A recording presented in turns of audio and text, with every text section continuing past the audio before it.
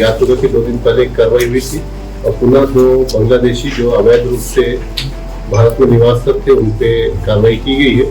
Passport act और foreigners act के तहत भी इसमें कार्रवाई हुई है। मुंबई में थे, नवी मुंबई और थाने में थे और वहाँ पे उन्होंने अपना आधार कार्ड बनवाया था। उसके बाद 2017 के आसपास ये सुबेला है और यहाँ पे काम करते थे। कुछ दस्तावेज बनवाए थे जिसमें अपने फर्जी दस्तावेजों को यूज करके आधार कार्ड में एड्रेस चेंज करवाया था और पैन कार्ड वगैरह बनवाया था। ये दोनों हैं जो पति पत्नी के रूप में रह रहे थे, आपस में शादी कर लिए है और दोनों की ही आइडेंटिटी बांग्लादेश के नागरिक के रूप में हुई है। स्पर्श मल्टी स्पेशलिटी हॉस्पिटल बेहतरीन कार्डियोलॉजी की सुविधा एक्सपर्ट डॉक्टर के साथ ही दे रहा है एम्बुलेंस के लिए टोल फ्री नंबर की सुविधा 08003091616। स्पर्श मल्टी स्पेशलिटी हॉस्पिटल, एक एहसास अपनेपन का।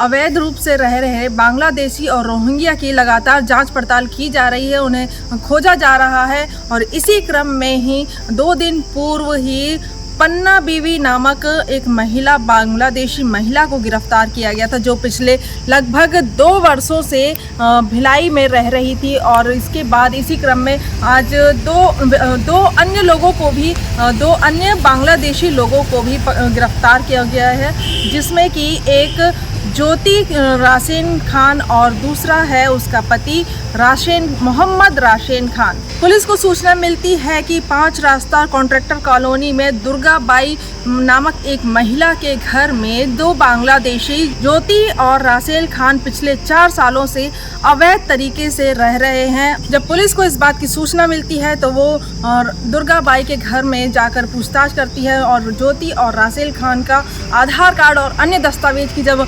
जांच की जाती है तो उसमें पुलिस को कई संदेहास्पद चीज़ें दिखाई देती हैं। उसके बाद जब उनसे कड़ी पूछताछ की जाती है तो वो अपना मूल निवास मोमिनपुर थाना स्वरूप नगर जिला उत्तर 24 परगना पश्चिम बंगाल का होना बताते हैं। आपको बता दें कि पुलिस ने जब जानकारी दी तो उन्होंने बताया कि जो ज्योति राशेन खान है वो 2009 में बांग्लादेश से अवैध तरीके से भारत आई थी और भारत आने के बाद वो नवी मुंबई जाती है, जहां पर मजदूरी का कार्य करते हुए उसकी मुलाकात मोहम्मद राशेन खान से होती है। उसके बाद दोनों 2009 से 2017 तक नवी मुंबई में निवास करते हैं और वहां पे काम करते हैं। उसके बाद जो ज्योति और राशेन हैं वो पुनः बांग्लादेश जाते हैं और बांग्लादेश जाने के बाद वो वहाँ पे दोनों शादी कर लेते हैं और शादी करने के बाद विधि पूर्वक जो ज्योति है, जिसका असली नाम शाहिदा खान बताया जा रहा है, शाहिदा खान से वो अपना नाम बदलकर ज्योति राशेन खान कर लेती है। और उसके बाद ये लोग पासपोर्ट और भारतीय वीज़ा बनवाते हैं और भारत में प्रवेश करते हैं। आपको बता दें कि इसके पहले ज्योति उर्फ शाहिदा खातून जब बांग्लादेश से भारत आई थी तो वो भारत बांग्लादेश अंतर्राष्ट्रीय बोंगा बॉर्डर से अवैध तरीके से प्रवेश करती है। और इसके बाद जब 2017 में ज्योति और राशेन दोनों आते हैं तो अपना वीज़ा तैयार करवा के आते हैं। ये वीज़ा इनका लगभग 1 साल का होता है और 1 साल बाद 2018 में इनका जो वीज़ा है वो समाप्त हो जाता है। लेकिन उसके बाद भी ये लोग अवैध तरीके से भारत में निवास करते हैं और भारत में निवास करते हुए इन्हें जब 2 साल हो जाते हैं, 2 साल के बाद 2020 में पुलिस द्वारा इन्हें गिरफ्तार किया जाता है। बिना किसी वैध दस्तावेज के ज्योति और राशेन खान लगभग पिछले 4 सालों से भिलाई में रह रहे थे। अब इन पर BNS की धाराओं के तहत कार्रवाई की जा रही है और इन पर विदेशी विषयक अधिनियम 1946, पासपोर्ट अधिनियम 1967 और पासपोर्ट भारत में प्रवेश करने के अधिनियम 1920 का घटित करना पाए जाने से अपराध पंजीबद्ध कर विवेचना की जा रही है। गिरफ्तारी के दौरान दोनों आरोपियों के पास से फर्जी दस्तावेज, फर्जी पैन कार्ड, फर्जी मतदाता परिचय पत्र और अन्य दस्तावेज पाए गए हैं, जिसके आधार पर इन पर कार्रवाई की जाएगी। इस मामले में पुलिस ने और अधिक क्या जानकारी दी है वो भी हम आपको बता दें। STF जो अप्रवासी अवैध रूप से रहने वाले अप्रवासी है उनके पहचान और कार्यवाही ये तो जो STF गठित की गई थी, आपको याद होगा कि 2 दिन पहले एक कार्रवाई हुई थी और पुनः 2 बांग्लादेशी जो अवैध रूप से भारत में निवासरत थे उन पे कार्रवाई की गई है और BNS की धाराओं में और साथ ही पासपोर्ट एक्ट और फॉरेनर्स एक्ट के तहत भी इसमें कार्रवाई हुई है। और ये जो दोनों बांग्लादेशी है ये 2009 में आए थे और पहले ये आने के उपरांत मुंबई में थे, नवी मुंबई और थाने में थे और वहाँ पे उन्होंने अपना आधार कार्ड बनवाया था। आधार कार्ड वहाँ केटरिंग का काम करते थे। उसके बाद 2017 के आसपास ये सुबेला आए थे और यहाँ पे काम करते थे। 2020 में भी ये पकड़े गए थे, परंतु पकड़े जाने के बाद इनकी जमानत हुई थी और जमानत होने के बाद पुनः इन्होंने कुछ दस्तावेज बनवाए थे जिसमें अपने फर्जी दस्तावेजों को यूज़ करके आधार कार्ड में एड्रेस चेंज करवाया था और पैन कार्ड वगैरह बनवाए थे और चेकिंग के दौरान ये पुनः पकड़े गए हैं और इन पे कार्रवाई की जा रही है।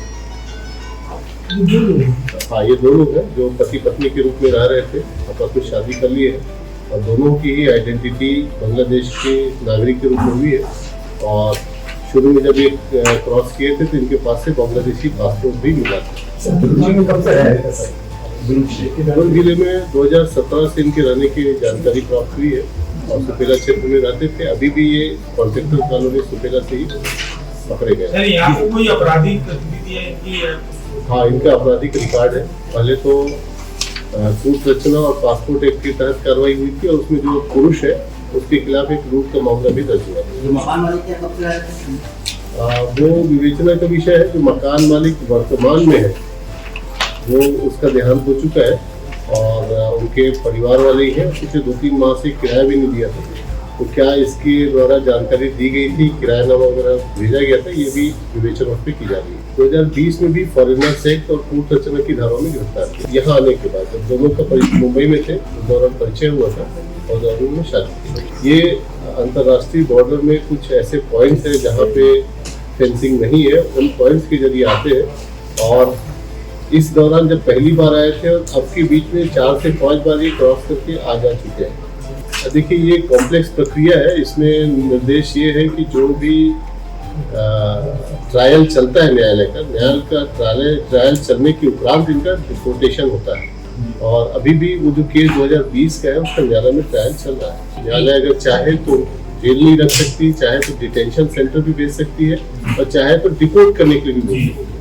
इस केस में न्यायालय ने ऐसा कोई आदेश नहीं दिया। डेफिनेटली जिन माध्यमों से ये दस्तावेज बनाए गए हैं उन पर भी पुलिस जरूर कार्रवाई करेगी। अभी तो इनकी आइडेंटिटी स्टैब्लिश हुई है, परंतु इस दौरान किन लोगों से बातचीत की, किन लोगों के संपर्क में थे, तो सारी चीजें विवेचना का विषय पुलिस काम करेगी। इनके पास से कुछ एक पश्चिम बंगाल का एक सरपंच का सर्टिफिकेट मिला है 24 परगना का और कुछ पैन कार्ड बनाने के लिए जो सामग्री प्रयोग की गई थी वो भी मिली है, तो उस पर काम चल रहा है। ये विवेचना में आगे चीजें क्लियर होंगी कि ये किस तरह की गतिविधियां करते थे।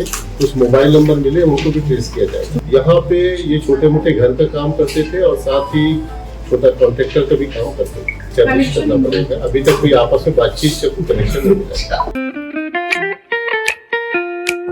खुश है तो कोई खुशी मना ले, छोटा बड़ा केक मंगा ले। संगम में मिलता है बढ़िया केक, संगम में मिलता है बढ़िया केक। तिरंगा